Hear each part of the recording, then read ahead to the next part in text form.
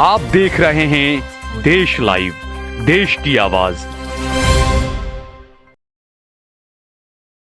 नमस्कार दोस्तों, स्वागत है आपका देश लाइव में और आपके साथ मैं हूं आशिमा त्यागी। दोस्तों, आज का जो वीडियो है बेहद खास है क्योंकि जब भी देश की राजनीति में कोई बड़ा बदलाव आता है तो वो अचानक नहीं आता है, वो धीरे धीरे संकेतों की शक्ल में आता है। और हाल ही में एक ऐसा ही संकेत आया है संघ प्रमुख मोहन भागवत के बयान के रूप में। उन्होंने कहा है कि 75 साल की उम्र मतलब अब आपकी उम्र हो गई है, अब झोला उठाइए और बगल वाले को आने दीजिए। ये लाइन यूं तो अगर देखा जाए तो बड़ी सादी सी लगती है दोस्तों, लेकिन राजनीतिक नजरों से अगर इसे देखें तो इसके बहुत मायने हैं, या ये कहे कि बहुत बड़ी बात कह दी है मोहन भागवत ने। क्योंकि सितंबर 2025 में नरेंद्र मोदी खुद 75 साल के हो जाएंगे और इस वक्त सबसे बड़ा सवाल यही है कि क्या ये बयान सीधे सीधे नरेंद्र मोदी के लिए था? क्या आरएसएस अब अपने सबसे बड़े चेहरे से धीरे धीरे किनारा करना चाहता है? ये सवाल अहम हो जाते हैं और इन्हीं सवालों पर आज चर्चा को आगे बढ़ाते हैं। अब इस सवाल को समझने के लिए हमें थोड़ा सा पीछे जाना होगा। हमेशा की तरह मोदी सरकार के पहले कार्यकाल से लेकर अब तक भारतीय जनता पार्टी की अगर बात करें तो एक अनकही परंपरा चली आ रही है। वो क्या है? 75 साल की उम्र के बाद नेताओं को सक्रिय राजनीति से दूर कर दिया जाता है। लाल कृष्ण आडवाणी हो या मुरली मनोहर जोशी, यशवंत सिन्हा हो या शांता कुमार, सबको उम्र के नाम पर या उम्र के आधार पर साइडलाइन कर दिया गया। जबकि हम सब जानते हैं कि आडवाणी की उम्मीदें क्या थी। तब यह तर्क दिया गया था कि पार्टी को युवाओं को आगे लाना है। लेकिन अब जब मोदी खुद उस दहलीज पर खड़े हैं तो सवाल है कि क्या यही तर्क उन पर भी लागू होगा? जी हां, मोहन भागवत का ये बयान जो सामने आया है कोई साधारण बात नहीं है दोस्तों, ये बेहद खास हो जाता है। आरएसएस का हर शब्द नपा तुला होता है और वो कभी भी मंच से अनजाने में कुछ नहीं कहता। जब उन्होंने ये बात कही, मोहन भागवत की मैं बात कर रही हूं, अब बगल वाले को मौका दो, तो इसका मतलब सीधे सिर्फ इतना ही था कि वो अपने जीवन की बात कर रहे हैं। ये एक सांकेतिक चेतावनी थी उन लोगों के लिए जो सत्ता के शिखर पर है और जो खुद को अजय मानने लगे। और देश में ऐसा कौन नेता है जो आज सत्ता का सबसे बड़ा चेहरा है दोस्तों? जाहिर है नरेंद्र मोदी। क्या मैं गलत कह रही हूं? ये सीधा सीधा इशारा किस ओर है? अब ये समझना जरूरी है कि क्या संघ और मोदी के बीच कोई टकराव है? इसका जवाब है हां, लेकिन ये टकराव खुले तौर पर नहीं है। ये एक मूक संघर्ष है, यानी दबी जुबान। संघ हमेशा से सामूहिक नेतृत्व में विश्वास रखता है।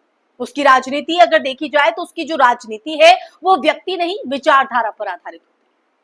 जबकि अगर नरेंद्र मोदी को देखा जाए तो नरेंद्र मोदी की जो राजनीति है वो पूरी तरह उनके व्यक्तिगत पर, जो व्यक्तित्व है उन पर टिकी है। मोदी सरकार ने संघ की उस पारंपरिक सोच को भी दरकिनार किया है जिसमें संघ की राय को अहमियत दी जाती थी।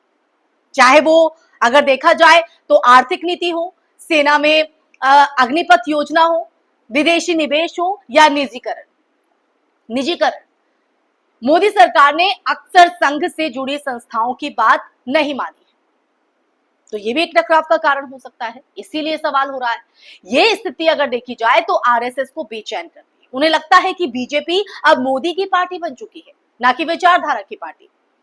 और ऐसे में ये कहना गलत नहीं होगा कि यही कारण है, यही वजह है कि अब मोहन भागवत जैसे नेता मंच से ऐसे बयान देकर संकेत दे रहे हैं, या ये कहें कि साफ दे रहे हैं संकेत कि बहुत हो गया, अब आगे की सोचो। ये एक तरह की तैयारी है, स्ट्रैटेजी है, एक पोस्ट मोदी युग की तैयारी। अब आइए देखें कि मोदी के बाद आखिर कौन?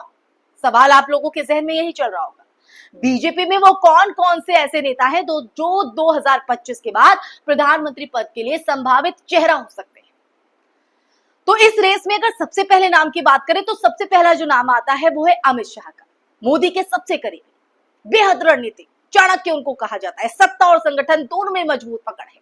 लेकिन अमित शाह की छवि कठोर है।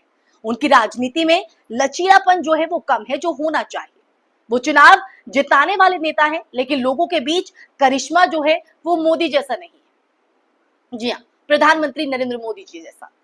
अब दूसरा बड़ा नाम अगर बात करें है वो है योगी आदित्यनाथ, उत्तर प्रदेश के मुख्यमंत्री योगी आदित्यनाथ। योगी के पास प्रशासनिक अनुभव है, धार्मिक छवि भी है और कट्टर हिंदुत्व के चेहरे के रूप में वो बीजेपी का अगला बड़ा चेहरा बन सकते हैं। और देखिए लोगों की भी डिमांड है। सरकार अगर बात करें खासकर संघ की विचारधारा से उनका मेल खाता है योगी आदित्यनाथ का, लेकिन एक बड़ी दिक्कत उनके साथ भी है कि योगी और मोदी के रिश्ते कभी भी बहुत अच्छे नहीं रहे। मोदी के लिए योगी एक स्वतंत्र स्वायत्त नेता है जो उनकी लाइन पर नहीं चलते। इसलिए मोदी अगर बात करें तो इसलिए मोदी कैंप योगी को सहज रूप से उत्तराधिकारी जो है वो नहीं देखता है। अब उत्तराधिकारी कौन होगा? अब इस तीसरे नाम की बात करें या इस रेस में तीसरा नाम जो आता है वो नितिन गडकरी का है। वो संघ के सबसे करीबी नेताओं में है। गडकरी की अगर बात करें तो उनकी साख एक नीति निर्माता और प्रगतिशील मंत्री की भी है।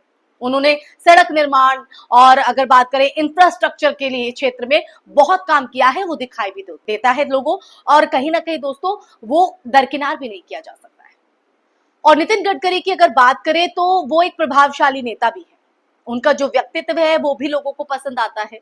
बहुत ही सौम्य तरीके से वो अपनी बात रखते हैं। लेकिन अगर बात करें गडकरी को मोदी शाह कैंप कभी पसंद नहीं करता है। उन्हें मंत्रिमंडल में भी कई बार नीचा दिखाया गया है दोस्तों। संघ को गडकरी पसंद है लेकिन पार्टी के शीर्ष नेतृत्व में उनका विरोध है। यानी यहां पर भी कुछ पेच फंस सकता है। ये वो नाम बता रही हूं जो इस रेस में आगे है, टॉप है। अब इसके बाद नाम आता है राजनाथ सिंह, एक और नाम है, लेकिन उनकी उम्र खुद 73 के पार है और 2029 तक पहुंचते पहुंचते वो भी 77 से 78 के हो जाएंगे। तो बीजेपी के परंपरागत नियम के मुताबिक वो खुद उम्र की इस सीमा में आ जाएंगे। तो ऐसे में उनके नाम की संभावना है वो भी कहीं ना कहीं कम हो जाती है। इसके अलावा जेपी नड्डा, धर्मेंद्र प्रधान, मनोज तिवारी या भूपेंद्र यादव जैसे नेता हैं, लेकिन इनका जनाधार अभी बहुत सीमित है। एक अहम पद जो प्रधानमंत्री का है उसके लिए सीमित है। ये पार्टी के अच्छे कार्यकर्ता हैं, लेकिन अगर पीएम चेहरा बनने के लायक इनको देखा जाए तो अभी नहीं है, क्योंकि जनाधार की कमी है। अब सवाल आता है दोस्तों कि मोदी जी खुद क्या करेंगे? क्या वो वाकई 75 साल की उम्र में झोला उठाकर निकल जाएंगे जैसा उन्होंने खुद दूसरों से करवाया था, या वो इस 75 रूल को खुद के लिए अपवाद बना देंगे? ये सवाल देश लाइव का है। अभी तक के संकेतों से ऐसा लगता है कि मोदी शायद 2029 तक बने रहने का इरादा रखते हैं, लेकिन संघ की तरफ से जो नैतिक दबाव बनाया जा रहा है, या फिर ये कहा जाए कि मंच से जो मोहन भागवत ने कहा है, वो अपने आप में बहुत मायने रखता है दोस्तों। क्योंकि संघ ये जानता है कि अगर मोदी को समय से रहते रिटायर नहीं किया गया ना, तो पार्टी उनके बाद शून्य में चली जाएगी। बीजेपी में इस वक्त दूसरी पंक्ति जो है वो तैयार नहीं हो रही है, क्योंकि अगर देखा जाए तो पूरा जो फोकस है, सारा का सारा फोकस एक ही आदमी पर टिका है। संघ इससे चिंतित है।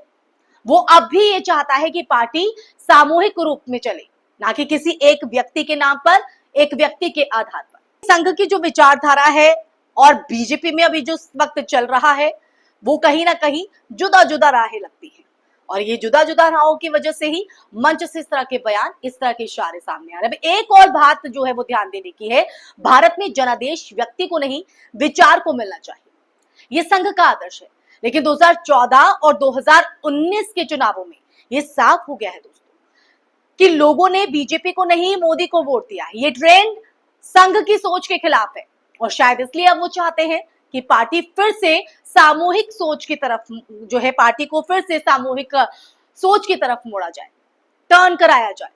तो दोस्तों अगर पूरी तस्वीर देखें तो पूरी तस्वीर ये बनती है कि मोहन भागवत का बयान मोदी को एक सीधा सीधा संकेत था। अब संघ जो है अब धीरे धीरे मोदी युग को खत्म करने की दिशा में आगे बढ़ रहा है, क्योंकि वो नहीं चाहता कि पार्टी मोदी के साथ खत्म हो। अब जो आने वाला वक्त जो होगा उसमें बीजेपी में एक आंतरिक संघर्ष दिखाई दे सकता है दोस्तों। क्या दिखेगा? संघ बनाम मोदी। जी हाँ, ये संघर्ष अभी अंदरूनी है, लेकिन जल्द ही बाहर भी नजर आएगा, और ये कब आएगा इसके लिए थोड़ा हमें इंतजार करना होगा। अब ऐसे में देखने वाली बात तो ये है दोस्तों कि क्या मोदी खुद 75 साल की उम्र में सत्ता से विदा लेने की नैतिक उदाहरण जो है वो पेश करते नजर आएंगे, या फिर वो खुद को नियमों से ऊपर मानते रहेंगे?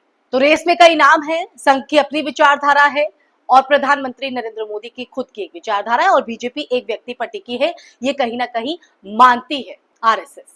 अब ये जो अंदरूनी कलह हम देख रहे हैं, जो आंतरिक तौर पर चल रहा है, या फिर ये कहे कि कोल्ड वॉर जो है वो अब जब जाहिर कहीं ना कहीं इन मंचों से होने लगी। अब देखने वाली बात तो ये होगी दोस्तों कि क्या मोदी खुद 75 साल की उम्र में सत्ता से विदा लेने की जो नैतिक उदाहरण है वो पेश करते नजर आएंगे, या फिर वो खुद को नियमों के ऊपर मानते रहेंगे?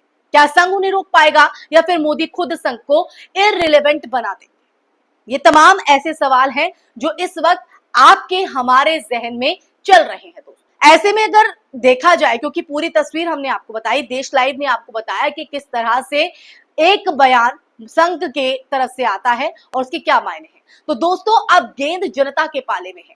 आप क्या सोचते हैं? क्या 75 की उम्र का नियम मोदी पर लागू होना चाहिए?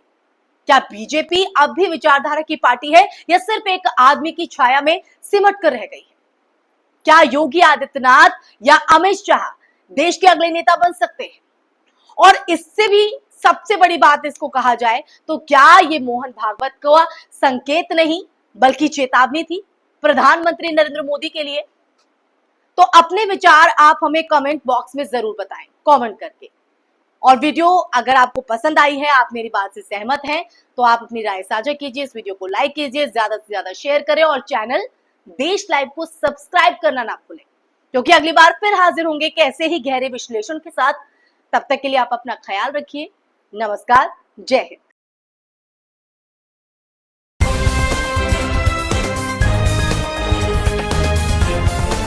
देश और दुनिया की तमाम छोटी और बड़ी खबरों के लिए हमारे चैनल को सब्सक्राइब करना न भूलें और बेल का बटन जरूर दबाएं।